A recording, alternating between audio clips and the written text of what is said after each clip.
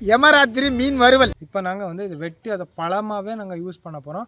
எலுமிச்சை பழத்தை அதே மாதிரி தோல் எடுத்து ஒரே ஒரு கொடை மிளகாவை இந்த மாதிரி ஒரு 10 பல்லு பூண்டு, ஒரு கைப்பிடி அளவு கொத்தமல்லி, 6 பச்சை மிளகா போட்டு கொரப்பாக எடுத்துட்டோம். பல்ஸ் மொழில் எடுத்ததா?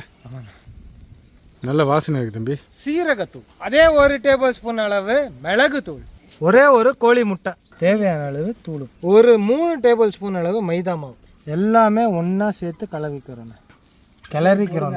மீனை கொட்டிக்கிறேண்ணா. நல்லா ஒரு 20 நிமிஷம் இந்த மசாலாலேயே மீனை வந்து ரெஸ்ட் பண்ணணும். இப்போ வந்து கல்லில் வந்து நம்ம எண்ணெய் சேர்த்துக்கிறோம். வச்ச மீனை திருப்பிக்கிறோம். பார்த்தீங்களா, சிறப்பாக ஓட்டிருக்குப்பா. ஆமாண்ணா, இந்த மாதிரி எடுத்துடலாமாப்பா? ஆமாண்ணா, நல்ல வாசனையாக இருக்குப்பா. எப்படி ஃப்ரெஷ்ஷாக இருக்குது பார்த்தீங்களா? மனசு உனக்கு வெள்ளைன்னு சொல்லுவாங்க. அந்த மாதிரி மசாலா போட்டாலும் உள்ள அந்த மசாலாவோட இறக்குறோம் உள்ள.